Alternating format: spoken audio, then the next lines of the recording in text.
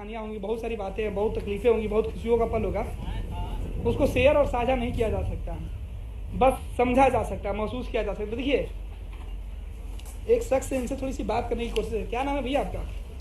रंजीत पासवान। रंजीत जी कहाँ के रहने वाले हैं? औरंगाबाद बिहार। औरंगाबाद बिहार। आपके कंधे पर जो पोटली है, इसका वजन लॉकडाउन के वजन से ज़्यादा भारी है, कम है? बहुत कम है सर, बहुत कम है। कितनी तकलीफ हुई थी इस लॉकडाउन में? हुआ था।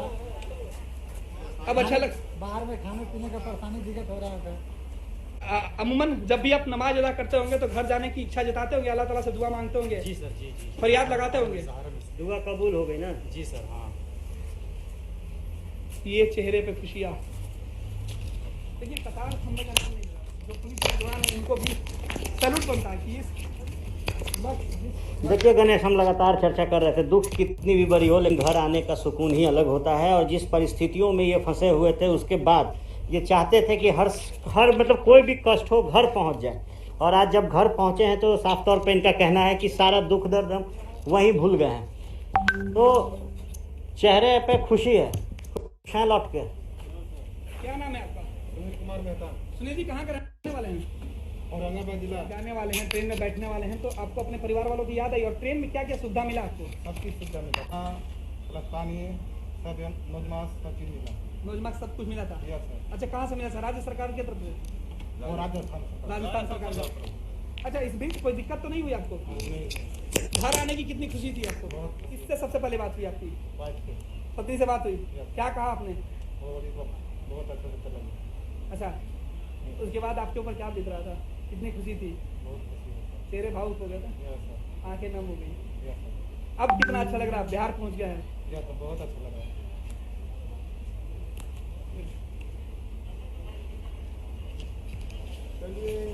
साफ तौर पे सब कोई खुश हैं। आर्यन, एक शख्स से बात करते हैं, इनको थोड़ी सी ज्यादा जल्दी है, बात कर लेते हैं। कितने दिन से फंसे हुए थे भैया? 2 महीना हो गया। 2 महीना। इस दो महीने में कौन सी कठिनाई सबसे ज्यादा लगी आपको? भोजन, रहना। क्या करते थे आप और किस जगह पे थे? हम लोग जोधपुर में। जोधपुर में क्या करते थे? पीओपी का काम। पीओपी का काम। जब आपको पता चला कि आप आ रहे हैं, तो सबसे पहले आपने किससे बात की और किसको बताया आपने? वो मालिक हमारे बताया। अच्छा, रंगी रिवाज करना है, हम लोग अपने तुरंत स्नान किया, चल दिया। खुशियाँ हो रही है लौट के? अब बहुत खुशी है। कहाँ के रहने वाले हैं? हम लोग भगुआ जिला का। भगुआ के रहने वाले हैं। भैया एक मिनट, आप फोन पे बात करेंगे, आपसे एक बात कर लेते हैं। सबसे पहले आपने पटना पहुंच के किसको फोन किया? किसी का भी फोन नहीं। अच्छा, आपने घर वालों को इन्फॉर्म नहीं किया? ट्रेन में बैठे तब इन्फॉर्म किया? नहीं, क्यों? याद नहीं। तो घर वालों को पता नहीं कि आपको याद ही नहीं रहा? ये आप इतने टेंशन में हो?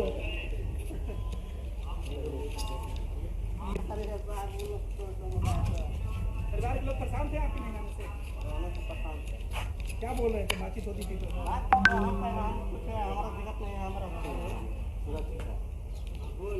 कंपनी उनका कंपनी दे रहा था सब व्यवस्था। ठीक है। कई जो कंपनियां हैं वो उन्होंने इंसानियत का परिचय दिया, मानवता दिखाई और लोगों को राहत पहुंचाई। लिहाजा लोगों के चेहरे पर खुशी है, उत्साह है। देखिए धीरे धीरे किस तरीके से पूरी ट्रेन खाली हो गई। जय हिंद। क्या नाम है आपका? विकास। कहाँ के रहने वाले हैं? जी, मैं रोहतास जिला का, नेटवर्क थाना का। विकास, क्या करते थे राजस्थान में? जी, अंबुजा कंपनी में ये दिल्ली का मतलब काम था। अच्छा, किस जगह पे थे? अंबुजा मंडुआरी में। मंडुआरी में। कितने लोग थे आप लोग? कितने लोग थे? 40-35 मतलब एक कंट्रेक्टर में। कितने दिन से गए हुए थे आप? हम तो अभी 1.5 महीना से गए। 1.5 महीने से गए और लॉकडाउन लग गया। क्या बीत रहा था? अरे मत पूछिए अब सर, क्या पूछने, मत कहिए अब क्या कहें हम। इतना मतलब तकलीफ में हो रहा था कि घर पे याद सता रहा था। और क्या दिक्कतें हो रही थी? दिक्कतें और ये मतलब खाने में कोई दिक्कत नहीं था, और एक जगह रहते बोर हो रहे थे और घर की याद सता रहा था। चलिए, तो ये विकास हैं, घर की याद सता रही थी, हर किसी को सता रही होगी भाई। लॉकडाउन था, समस्याएं थी, घर में ही रहना था, जिस काम के लिए गए थे वो काम बंद हो गया था। समस्याएं पैसे को लेकर थी, समस्याएं रोटी को लेकर थी, खाने को लेकर थी। कपड़े होते भी तो क्या करते, घर में ही रहना था। अब जब घर वापस लौटे हैं तो खुशियां हैं, और खुशियों के बीच आंखें नम हैं। और हर कोई यही कह रहा है कि धन्यवाद, हम आ गए अपने घर, अपने बिहार। ओके तो सब खा पी के आ जाइए, तो जब आप बताना प्रशासन व्यवस्था दे रही है ठीक है।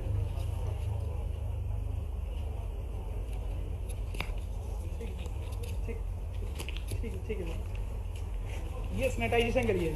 ये किसके ऊपर हो रहा था? सभी यात्रियों के ऊपर, ये बोगियों में। आप लोगों ने अब तक किन लोगों को? अच्छा, स्टेशन परिसर को सैनिटाइज कर रहे हैं। अच्छा, ये सभी जगहों पे सैनिटाइज, ये एक अच्छा प्रयास था कि जितने जो लोग पहुंचे हैं उनको सैनिटाइज किया गया है। ये रेलवे के लोग हैं। तो ये देखिए, रेलवे जो प्लेटफॉर्म है उसको किस तरीके से सुरक्षित रखा जाए, उसको सैनिटाइज किया जाए, क्योंकि जितने जो लोग लौटे हैं उनके लिए व्यवस्था है। लोगों ने बताया कि वो किस तरीके से इस ट्रेन के तक वो पहुंचे, इसकी जानकारी उन्हें किस तरीके से पहुंची। ये तमाम तस्वीरों की हम चर्चा कर रहे थे। देखिए, जब हम बातचीत कर रहे थे आर्यन, लोगों से हमने जानना चाहते थे कि वो ट्रेन तक कैसे पहुंचे। बहुत ऐसे जो लोग हैं वो पूछ रहे थे कि हम कैसे, अगली ट्रेन जब चलेगी तो उसकी सूचना हम तक कैसे पहुंचेगी।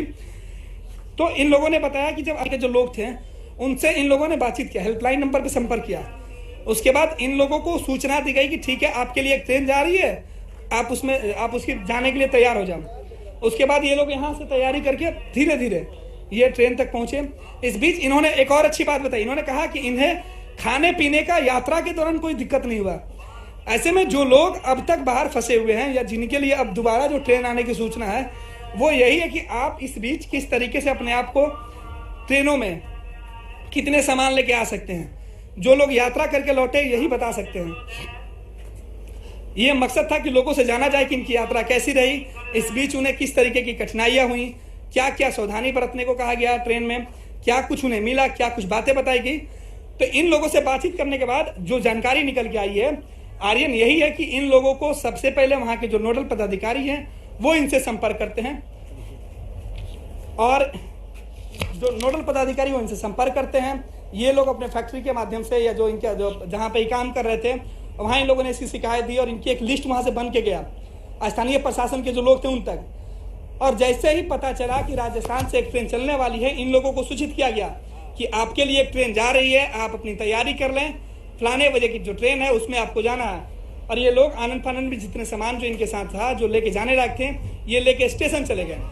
और इस बीच सरकार के जो लोग थे, प्रशासन के जो लोग थे, इन्हें इसी प्रकार एक एक करके ट्रेनों में बैठा दिए। इनके खाने, इनके पीने और इनकी पूरी यात्रा के बारे में, इनकी यात्रा में किसी प्रकार की कोई कठिनाई न हो, इसके लिए इन्हें कई दिशा निर्देश, कई बातें बताई गई थी, कई इंतजाम किए गए थे। और इन्हें बताया गया था कि ट्रेन में कैसे चलना है, ट्रेन से कैसे उतरना है, सोशल डिस्टेंस का किस तरीके से पालन करना है, पूरे रास्ते चेहरे को कवर करना है, हाथों में ग्लव्स लगाने की बात कही गई थी।